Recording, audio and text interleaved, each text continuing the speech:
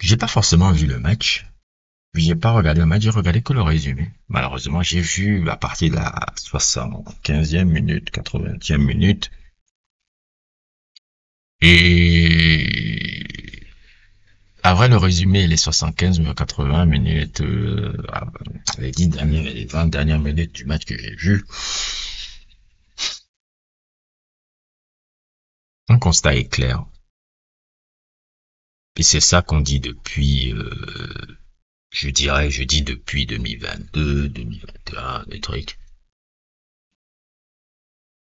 Didier Deschamps ne doit plus être dans l'équipe de France. L'erreur monumentale qu'on a faite, qui s'est passée, c'est d'avoir laissé Deschamps après la Coupe du Monde 2022.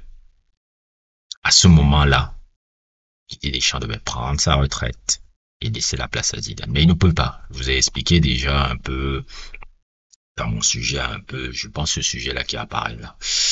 Pourquoi Deschamps et des Zidane, Deschamps et Zidane, je trouve que ça vient de Deschamps. Deschamps a une jalousie sur Zidane. Il ne peut pas supporter que Zidane reprend l'équipe de France à son prime. Et c'est exactement ce qui est en train de se passer là. Deschamps a complètement sécurisé l'équipe de France pour lui. Ça fait 14 ans qu'il est là. Et le discours ne passe plus. Le discours ne passe plus. Le football moderne est en train de le rattraper. Il se laisse dépasser par ses idées, ses vieilles idées, sa vieille vision du foot bidon qu'il a. Et quand on voit un renouvellement des joueurs qui arrivent avec des trucs, ils ne peuvent plus adhérer au discours de Deschamps bidon là. Et surtout, de voir que Deschamps, tactiquement, ça n'a jamais été ça. C'est un manager, comme je vous l'ai expliqué, mais tactiquement, il est bidon. Il n'a jamais été un grand tacticien, des trucs. Et c'est très marrant de voir ça chez le gars. Comment c'est en train de se viander. Parce qu'on m'a toujours expliqué, oh, il a les résultats, oh, il a les résultats. On s'en fiche du reste. Vous voyez maintenant, quand il n'y a pas les résultats, comment c'est encore 3 fois plus laid. Parce que les gens sont toujours en train de regarder le résultat, le résultat. C'est pas le résultat qui fait tout. Ce qui fait, c'est comment tu construis ton résultat. Et regardez maintenant votre équipe de France. Là. Regardez le match d'hier. On a vu ça contre l'Allemagne, en amical, avant l'Euro. Ça a été une déculottée. C'était une leçon de foot. C'était horrible à voir. Bon, c'était une leçon de foot comme j'avais rarement vu. On a vu ça contre un peu l'Espagne aussi. L'Espagne qui a fait une domination incroyable contre la France, même si là ils ont gagné que 2-1. Et là on le voit aujourd'hui encore après le truc, même si la France avait bien débuté. Voir encore comment au milieu du terrain il y a beaucoup de trucs. Et je pense aussi ça revient même on revient encore à mes sujets que je parlais ici là. Ces premiers sujets là et autres, tout sur la formation française. Regardez les milieux de terrain qu'on forme en France. Wahin Zaïre Emery, je le mets un peu comme une exception à la règle par rapport à ça. Mais regardez les milieux de terrain en France.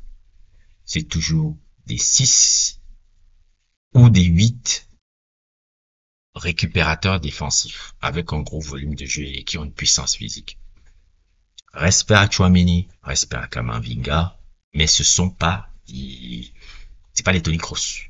Regardez les 6 en Espagne, regardez les joueurs milieu de terrain en Allemagne, regardez les milieux de terrain même en Italie là. Alors qu'ils sont pas forcément de ouf là. Je vois un mec comme Tonali là, je disais mais là il avait été suspendu et autres et tout, c'est comme ça qu'il avait le niveau ce mec là. Imaginez un peu s'il avait Tonali et Barria là qui jouaient ce match là, ce serait là, ils auraient bouffé le milieu de terrain français là. Là deux. Regardez ce que Tonali a fait au milieu de terrain français déjà. Donc, il y a un vrai problème, il y a un vrai problème dans la formation française, comme je vous l'ai toujours expliqué.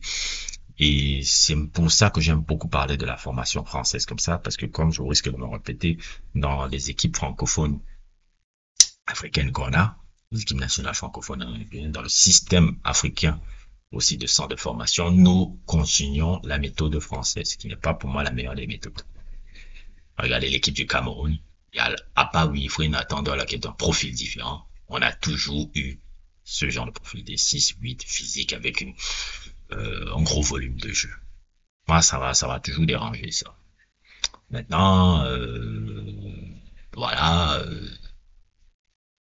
Deschamps, on arrive au bout. Ça va se casser les dents. Et vous n'aurez que vos yeux pour pleurer. Maintenant, pour revenir à certaines individualités, on va maintenant parler de Mbappé. J'avais parlé de Mbappé dans mon sujet, si au début de la semaine, pour expliquer un peu que le personnage subit un peu une vendetta depuis qu'il est au Real Madrid, là, blablabla. Je trouve quand même que lors de cette semaine, l'interview qu'il a donnée là, cette conférence de presse qu'il a donnée là, eh bien, il a fait pour moi la première erreur de communication. Sa première erreur de communication. Quand il a dit, je me rappelle, j'étais même en train de discuter, je vais vous sortir un peu les messages, j'étais en train de discuter avec un ami par rapport à ça, j'ai dit, il a fait une erreur de communication. Tu ne peux pas te dire, en tant que capitaine de l'équipe de France, et je sais que c'est aussi quand même le mindset des Deschamps que les gens en équipe de France, généralement. C'est beaucoup plus aussi le mindset des Deschamps que seulement le mindset de Mbappé. De dire, on s'en fiche de je m'en fiche de ce que les gens disent. Non. Quand tu parles aux médias, tu ne parles pas juste aux médias, les médias relaient ton information qui vient au spectateur. Et quand tu dis ça au spectateur, tu crées un ras-le-bol autour des spectateurs. Et il a renvoyé une très mauvaise image en lui disant ça. J'ai dit, il a fait une erreur. Il a fait une erreur. Pour lui qui est un as de la communication, il a fait une très grosse erreur là-bas. Il a fait une très grosse erreur en disant ça. Aussi, j'espère que il n'y aura pas une mini jalousie entre lui et Barcola. Parce que Barcola, il a encore été plus ou moins bon encore là. Je sais qu'en France, vous voulez déjà remplacer Mbappé par Barcola et autres et tout. Mbappé doit dégager, Barcola doit être là. Non, non, pas comme ça que ça se passe. Mbappé n'est pas forcément au top au ce moment en équipe de France depuis des mois. Au Real Madrid, je trouve qu'il est dans les bonnes conditions pour réussir. Et je trouve qu'il va réussir au Real Madrid parce que les mecs sont derrière lui, il est dans une institution qui est différente. Je trouve que Mbappé, un peu dans son attitude, il a un peu un ras-le-bol de la France. La France l'agace de plus en plus. Mais moi, je lui dirais, il est capitaine, il a voulu être capitaine et tout. Il a une certaine image à renvoyer. Son interview là n'était pas top. Ce n'était pas du tout top. Pas du tout top. C'était une erreur de communication, en tout cas.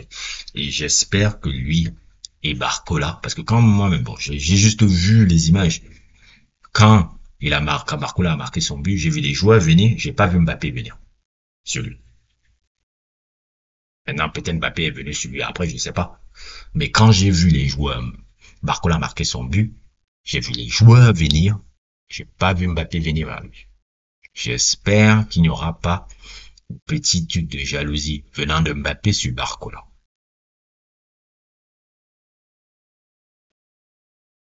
Que souvent, ça commence comme ça, ces histoires-là. Faites même pas, oh, nanani.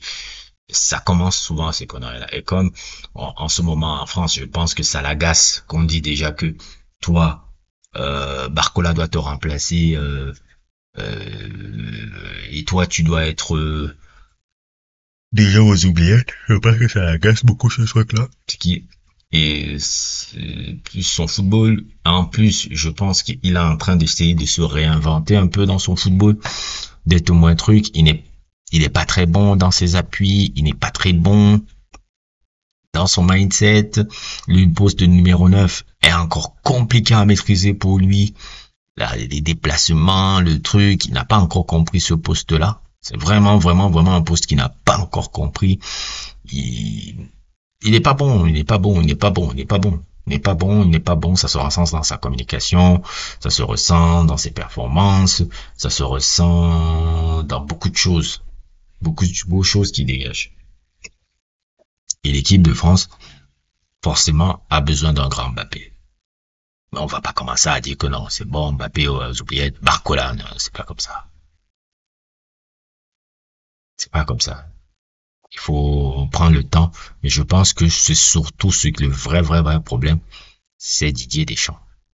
Vous l'avez comme sélectionneur. Et je pense que son discours est déjà arrivé à son terme. Son discours est déjà arrivé à son terme.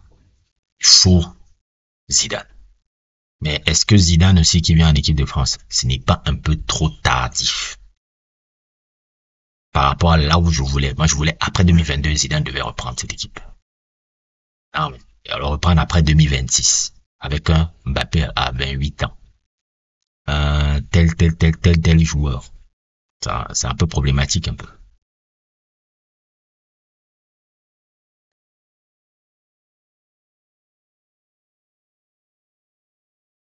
Ousmane Dembélé, je ne comprendrai jamais ce joueur-là.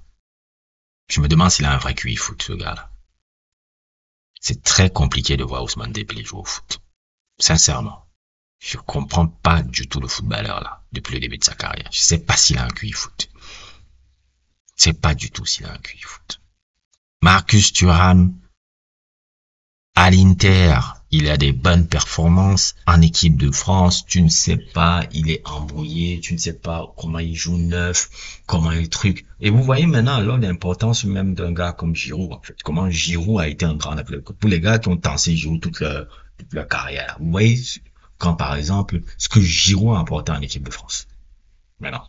Maintenant, les gens qui a été insulté Giroud pendant de longues années. Ouais, Giroud, nanana, nanana. Vous voyez maintenant l'importance d'un mec comme Olivier Giroud. À la pointe de l'attaque. Comment même Mbappé, là, c'est pas facile de jouer avant-centre. Quand vous étiez là, vous dites, ah, Giroud, il est là, il plante seulement, il reste là, Inzaghi. Vous vous rappelez Mbappé quand il disait marre des Inzaghi et autres et tout. Voilà. C'est pas facile d'être Inzaghi, hein, Néo. Ah, tu te rappelles quand tu te moquais un peu de Giroud, marre des Inzaghi, là. Ah oui, tu te rappelles, à l'Euro 2020, là. Pendant la préparation. Marre des Inzaghi. C'est pas facile d'être Inzaghi, hein. Voilà, toi qui es neuf, là. C'est chaud pour toi. C'est pas facile d'être un Inzaghi. Vous croyez que c'est facile? C'est tout un flair. Vous voyez Giroud, là, le fait d'être en défense. Regardez Marcus Thuram. Comment il struggle en équipe de France. Depuis le poste d'avant-centre. À l'Inter, je pense qu'un peu il est décomplexé parce qu'il y a des joueurs beaucoup plus prestigieux que lui devant. Euh, tous les mecs là, je oublie le nom de l'Argentin là et plein de trucs. Donc il est décomplexé. Ce qui fait que là-bas, même son début de saison à l'Inter, il est top. Il est décomplexé là-bas. En équipe de France, on lui donne la lourde tâche d'être le numéro 9 de l'équipe de France aussi. Il n'arrive pas.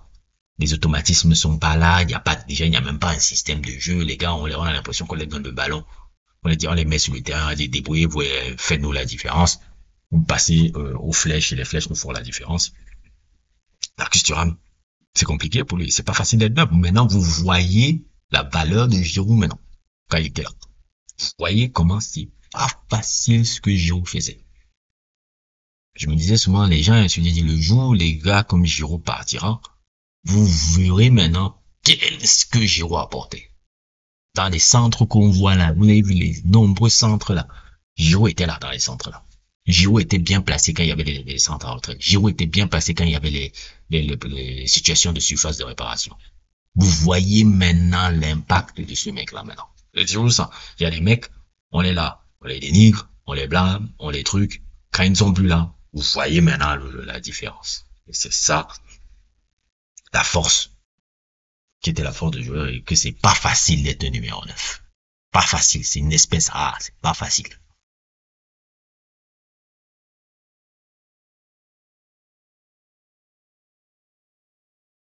Et on verra, hein. On verra ce qui se passera dans ces éliminatoires là et dans Ligue des Nations et tous ces trucs là. On verra bien là où ce que ça donnera, mais moi j'ai dit on est peut-être au début de la catastrophe là. Mais cette catastrophe là, on avait compris ça après 2022 quand vous avez continué avec des champs. Mais à l'époque, quand nous disions ça, vous nous disiez, ah, on s'en fiche, Deschamps, il y a les résultats, blablabla, Deschamps la gagne, Deschamps la gagne, Deschamps la gagne. Maintenant, vous venez hurler avec les loups. Maintenant, vous venez là, hurler là, maintenant. Ouais, Deschamps doit dégager parce qu'il y a plus de trucs. Alors qu'on vous le dit, vous avez attendu toujours que les résultats soient. Vous le comprenez, vous ne voyez pas les tendances. Mais bon, on va encore dire que, oh, comme j'ai vu dans un commentaire là, que ouais, tu es un nul, tu ne connais rien dans les vidéos, tu as un tocard qui se répète, blablabla. Bla, bla, bla. Soit.